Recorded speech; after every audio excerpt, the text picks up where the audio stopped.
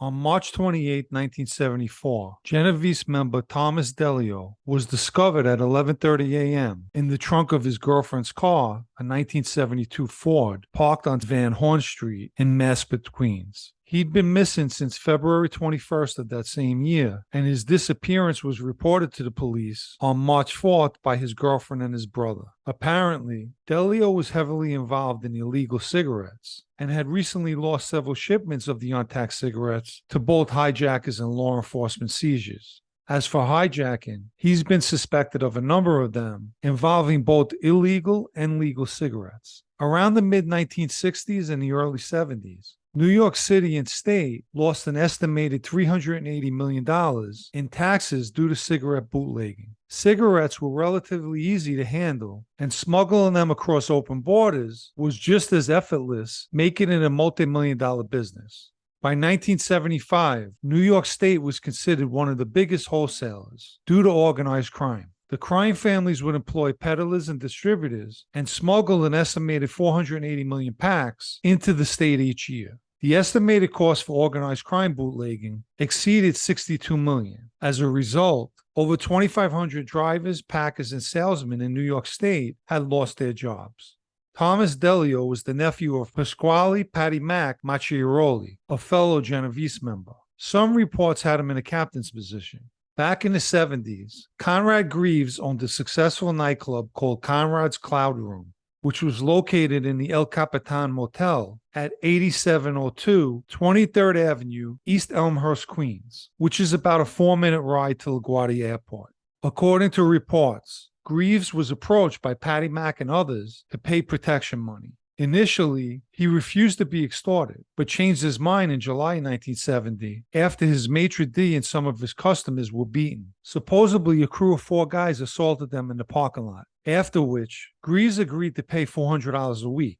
Nonetheless, 6 months later, Greaves went to the police after learning that $400 was about to be increased. In February 1972, Greaves testified before a Queens grand jury investigating the Genovese family's extorting money from him. His testimony played a key role in Patty Mack and others being indicted. One of those indicted with him was Joseph Joey Scopo, a member of the Colombo family, as well as Thomas Delio. That indictment was handed down on February 24, 1972. As a result of testifying, Greaves was offered police protection, which he turned down, claiming it would be bad for business. He told the police if he never accepted to pay, none of this would have happened. Patty Mack, Joey Scopo, and their co-defendants received bail, and after viewing defense legal papers that included the indictment, they learned that Greaves was a grand jury witness. On March 30th, 1972, after closing his nightclub, Conrad Greaves went to the luncheonette next door and ordered a hot chocolate and a Danish. But a phone call he received at 4:45 a.m. lured him outside to the motel's parking lot. Once outside, a hit team began shooting him. He tried to make a run for it, but collapsed and died near his 1972 Lincoln Continental.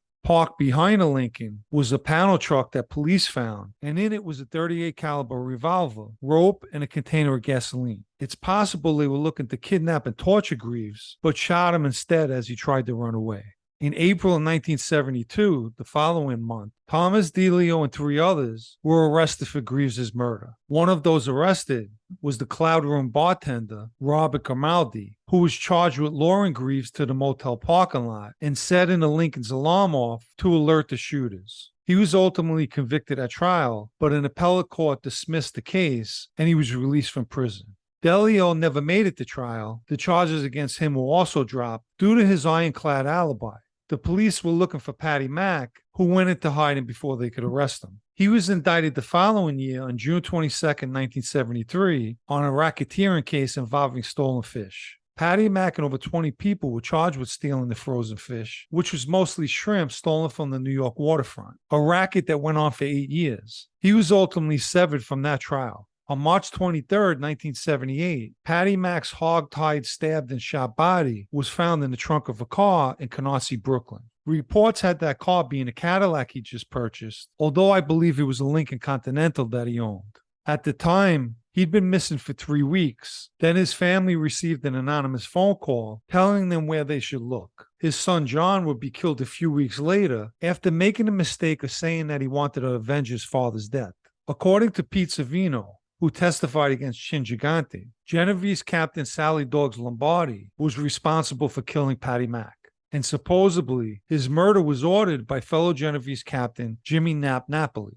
Around the same time that Patty Mack was murdered, the body of Leopold Lendenhoff, an associate of Patty Mack's, was found in the trunk of his 1974 Oldsmobile. However, reports don't confirm whether the two murders were connected. In a bizarre twist, ex-celebrity chef David Ruggiero, who starred on the Food Network and ran kitchens of the top French restaurants in New York City, has made claims that he was involved in Patty Mack's murder. Ruggiero gives his birth name as Sabatino Antonino Gambino and said his father was a cousin of the late Gambino boss, Carlo Gambino. Over and above that, he claims in 1977, his father took him to Sicily so he could be inducted into the Sicilian Mafia. Supposedly, that ceremony was conducted by Santo Inzerillo, a relative of Salvatore Inzerillo, the Palermo boss killed by the Coglianesi in May of 1981. According to Ruggiero, he helped someone named Ernie Boy Onorato, who he claims was a Gambino captain, torture and kill Patty Mack in a repair shop in Yonkers. After killing him, he said they left the car with Patty Mack in the trunk in Brooklyn. Additionally, he claims to have been part of crews headed by Carmine Lombardozzi and Danny Marino, both Gambino captains.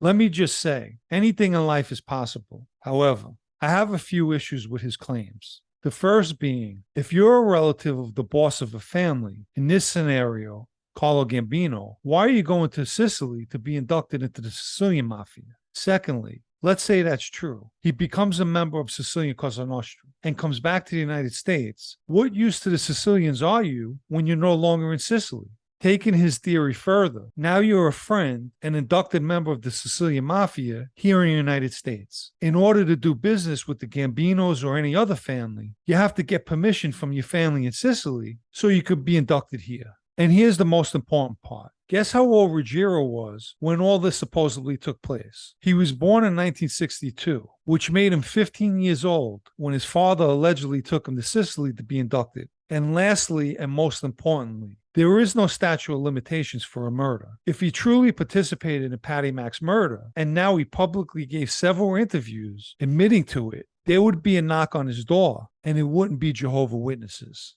A close friend and an associate to Patty Mack was none other than Johnny Sideburns. In fact, he was close to both Patty Mack and Thomas Delio. Sideburns was always in Patty Mack's company, especially when drinking at a Queen's Lounge, owned by Patty Mack, called the Golden Chariot, that was located in Forest Hills. After Patty Mack was killed, Sideburns, fearing for his own life, took off and went to Florida, where he took a job as a bartender. In fact, he was so spooked, whenever Patty Mack's name came up in conversation, he would quickly disassociate himself to his former friend. This information comes from people who were with Johnny Sideburns while he was in Florida. Although I must admit, whenever Sideburns spoke to me about Patty Mack, he spoke highly of him. Thomas Delio had a son named Jamie. For those of you who read my blog titled St. Joseph's Day Brawl, you'll remember Jamie was involved in the incident that night at the strip club Gossip. I'll add a link to that blog down below in the description. At the time, the Genovese family had Jamie on a shelf.